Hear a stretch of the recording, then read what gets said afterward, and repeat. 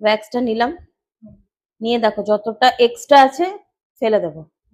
যত এই যে একটু এক ড্রপও যদি এখানে পড়ে না, স্কিনটা একদম সঙ্গে সঙ্গে পুড়িয়ে দেবে। তার জন্য আমাকে এক্সট্রাটা ফেলে দিতে হবে।